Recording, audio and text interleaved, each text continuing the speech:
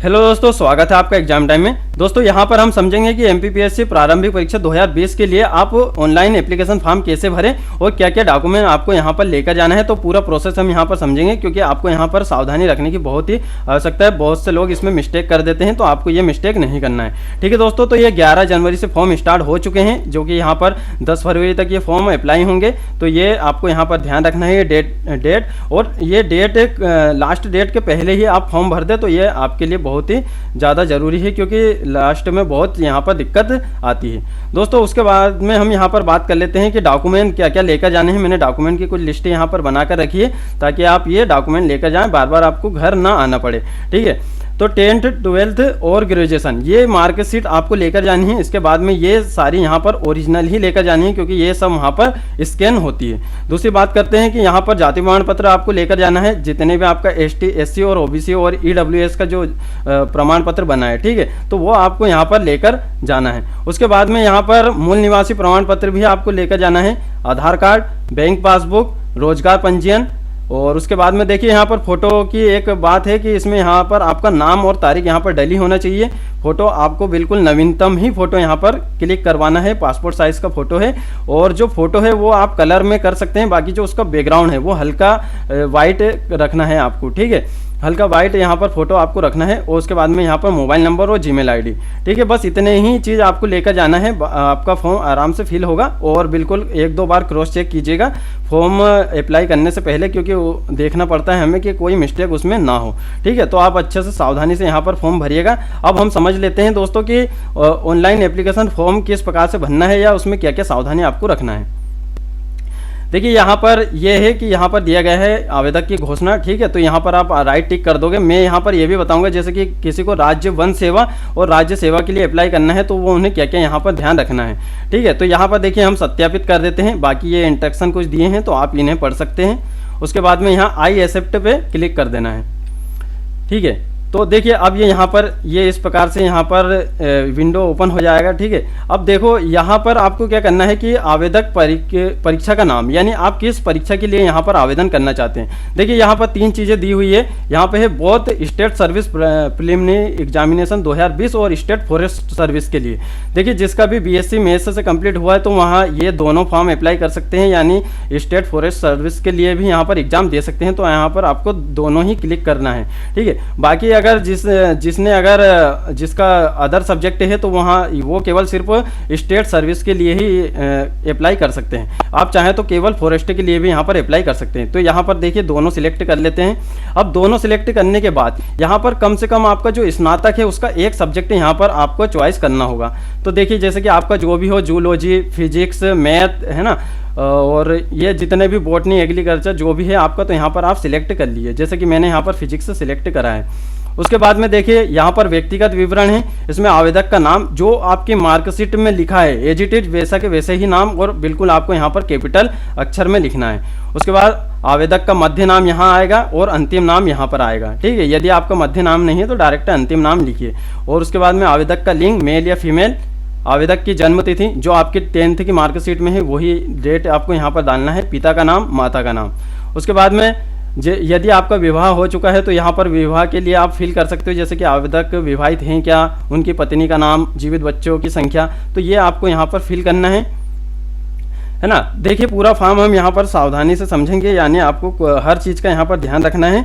उसके बाद में कोई भी मिस्टेक आपको नहीं करना है। और मूल सूचना का विवरण, यानी आप ये क्या आपके पास मध्य प्रदेश राज्य के रोजगार कार्यालय में जीवित पंजीयन है, तो यहाँ पर आपको येस क्लिक कर देना है। और पंजीकरण क्रमांक की संख्या डालनी है। ये यहाँ पर जिले, मतलब किस जिले से संबंधित है, यानी किस जिले का है आपका, तो यहाँ पर आप जिला सिलेक्ट कर सकते हैं। ठीक है दोस्तों, तो उसके बाद में यहाँ पर पंजीकरण क्रमांक आपको डालना है। पंजीकरण क्रमांक की दिनांक, यानी कब आपका ये जारी हुआ है, तो जारी होने के यहाँ डेट डालना है। क्या आवेदक मध्य प्रदेश का मूल निवासी है, यदि आप मूल निवासी हैं तो येस डाल सकते हैं। और येस डालने के बाद यहाँ पर आपकी कैटेगरी आप यहाँ पर चॉइस कर सकते हैं। दोस्तों यहाँ OBC में देखिए यहाँ पर ये है, देखिए जैसे कि ये पूछा गया है कि क्या आवेदक क्रीमी लेयर में आते हैं, तो आपको यहाँ पर क्रीमी लेयर में, जैसे कि जिनकी इनकम ज़्यादा होती है तो वो यहाँ पर येस करेंगे, और जिनकी इनकम कम है, यानी जो ओबीसी या आरक्षण का जो लाभ लेते हैं उन्हें यहाँ पर नो करना है, ठीक है। तो ये आपको यहाँ पर ध्यान रखना है, गलती से आप इसे येस ना कीजिए। यानी जिनकी पेमेंट ज़्यादा होती है, यानी ओबीसी में 2 कैटेगरी होती है, एक तो क्रीमी लेयर, एक नॉन क्रीमी लेयर, तो ये आपको यहाँ पर ध्यान रखना है। उसके बाद में यदि आप दिव्यांग हैं तो ये आपके लिए है, दिव्यांग यदि कोई हो तो ये फॉर्म आप फिल कर सकते हैं, ये यहाँ पर आपको जानकारी भरना है। उसके बाद में अन्य विवरण, क्या आवेदक कभी सेवा में पृथक करने के दंड से दंडित किया गया है, तो ये यहाँ पर आपको नो कर देना है, यानी खाली छोड़ देना है। उसके बाद में भूतपूर्व सैनिक यदि आप हैं तो ये उनके लिए हैं, उनके लिए यहाँ पर जानकारी फिलअप करना है। उसके बाद आयु सीमा में प्रोत्साहन स्वरूप दिए छूटों का विवरण, यदि देखिए जैसे कि आपके जो आयु है 21 से 40 वर्ष के अंतर्गत है तो आपको आयु में छूट नहीं चाहिए, और ये केवल ST SC और OBC के लिए है, ठीक है, और वो भी मध्य प्रदेश के अभ्यर्थियों के लिए, तो ये यहाँ आपको ध्यान रखना है। बाकी जिसको नहीं चाहिए छूट तो वो यहाँ पर नो कर सकते हैं। क्या आवेदक विक्रम अवार्ड से सम्मानित है, यदि आप विक्रम अवार्ड से सम्मानित है तो आप यहाँ पर यस कर दीजिएगा। देखिए जैसे कि यहाँ पर क्लियर मेंशन किया गया है कि जो तारांकिक फील्ड अनिवार्य है, यानी तारांकिक जो जैसे ये स्टार लगे हैं यहाँ पर, छोटे छोटे जो स्टार लगे हैं, तो ये जानकारी आपको भरना बहुत ही ज़रूरी है। बाकी कोई जानकारी आप यहाँ पर छोड़ भी सकते हैं, ठीक है दोस्तों। अब उसके बाद में देखिए यहाँ पर अनिवार्य शैक्षणिक अर्हता का विवरण, क्या आवेदक स्नातक है, तो यहाँ पर आपको ये सी करना है क्योंकि स्नातक से ही ये फॉर्म फिलअप होगा। क्या आवेदक स्नातक अंतिम वर्ष में अध्ययनरत है, अब देखिए जो अंतिम वर्ष में है यानी जिसका इस बार ग्रेजुएशन होने वाला है तो वो यहाँ पर येस करेंगे, और यदि हाँ तो हायर सेकेंडरी, इंटरमीडिएट और डिप्लोमा का उत्तीर्ण वर्ष लिखे, तो यहाँ पर उत्तीर्ण वर्ष आपको लिखना है। और आपका यहाँ पर 10th 12th और स्नातक, यहाँ पर सारी जानकारी आपको फिलअप करना है, यानी शैक्षणिक विवरण आपको यहाँ पर भरना है। तो दोस्तों यहाँ पर हम देख लेते हैं कि उत्तीर्ण परीक्षा का नाम, यानी यहाँ पर आपको पूरे कौन कौन सी परीक्षा आपने उत्तीर्ण की है तो वो आपको लिखना है। यहाँ पर प्रणाली कौन सी है, आपने डिवीजन या ग्रेड्स, ये आपको यहाँ पर फिलअप कर देना है। और उसके बाद में यहाँ पर विषय, फिर यहाँ पे पूर्णांक और उसमें से कितने प्राप्तांक आपके हुए हैं, यहाँ पर परसेंटेज, और उसके बाद में यहाँ पर डिवीजन, यानी फर्स्ट डिवीजन, सेकंड डिवीजन या थर्ड डिवीजन, तो ये आपको यहाँ पर भरना है, ठीक है दोस्तों।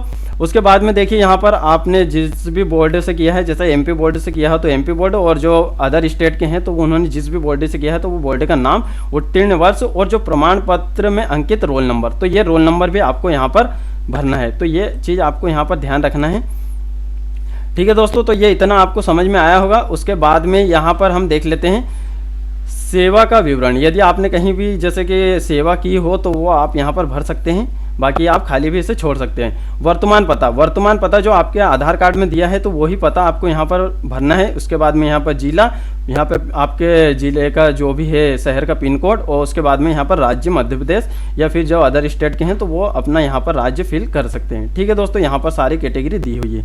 उसके बाद में क्या आप वर्तमान पता और स्थायी पता समान है, यदि आपका वर्तमान और स्थायी पता समान है तो आप इसे राइट टिक कर दीजिएगा। अब स्थायी पता, अब वापस से यहाँ पर आपको वही पता भरना है जो आपने यहाँ पर पूरा भरा है।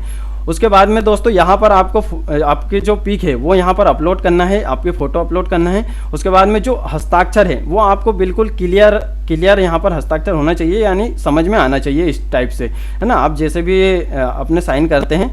उसके बाद में देखिए आवेदक हम इस तरह का फोटो लगाए, पहले सैंपल को देखिए, यानी आपको यहाँ पर सैंपल भी दिया गया है किस तरीके से आपको फोटो लगाना है। उसके बाद में यहाँ पर आयोग द्वारा विज्ञापन के संदर्भ में आवश्यक सूचनाएं केवल आपके ईमेल पते तथा मोबाइल नंबर, तो यहाँ पर सिंपली सी बात है, यहाँ पर आपको मोबाइल नंबर लिखना है और आपका ही ईमेल एड्रेस यहाँ पर देना है। फिर उसके बाद में यहाँ पर घोषणा पे क्लिक कर दीजिएगा, और यहाँ पर ये जो वेरिफिकेशन कोड है तो ये यहाँ पर इसका यहाँ पर लिख दीजिएगा और नेक्स्ट कर दीजिएगा।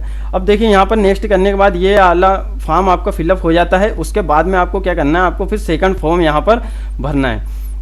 तो दोस्तों जो सेकंड फॉर्म है वो क्या है, वहाँ पर ऑनलाइन पेमेंट का है, ठीक है। पहले आपको पूरा फॉर्म भर देना, उसके बाद में यहाँ पर पेमेंट का जो फॉर्म है वो यहाँ पर आ जाता है। तो यहाँ पर जो आपका एप्लीकेशन नंबर है, यानी तुरंत आपको एप्लीकेशन नंबर मिल जाएगा। उसके बाद में यहाँ पर डेट ऑफ बर्थ भरना है, और यहाँ पर वेरिफिकेशन लॉगिन करके आप जो भी डेबिट कार्ड, क्रेडिट कार्ड या आप जो ऑनलाइन बैंकिंग करते हैं उस हिसाब से आप यहाँ पर फॉर्म फिल कर सकते हैं। तो दोस्तों इन बातों का आपको ध्यान रखना है, जैसे कि OBC क्रीमी लेयर भरना है या फिर नॉन क्रीमी लेयर, है ना। तो जो भी आरक्षण का यदि लाभ लेते हैं तो रिजर्वेशन जो कैटेगरी है तो उसमें जिनके जो कम आय है जिनकी, है ना, तो वो यहाँ पर नॉन क्रीमी लेयर सिलेक्ट करेंगे। तो दोस्तों इस प्रकार से हैं। और जैसे कि आप फॉर्म को एडिट भी कर सकते हैं, यहाँ पर एडिट की जो तारीख है वो 12 फरवरी तक, यानी 2 दिन एक्स्ट्रा आपको दिए गए हैं। यदि फॉर्म में उसके बाद भी यदि गलती हो जाती है तो वो यहाँ पर आप एडिट भी कर सकते हैं, ठीक है दोस्तों, इस प्रकार से आपको यहाँ पर फॉर्म फिल करना है और बारीकी का ध्यान रखना है। और जैसे फॉर्म फिल होने के बाद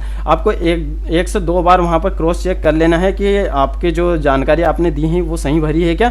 तो इस प्रकार से आपको ये फॉर्म फिल करना है। ठीक है दोस्तों, इसी प्रकार यहाँ पर राज्य सेवा मुख्य परीक्षा का भी फॉर्म है, तो ये इसमें भी इसी प्रकार के भरे जाएंगे, तो उसके लिए हम अलग से वीडियो बना देंगे।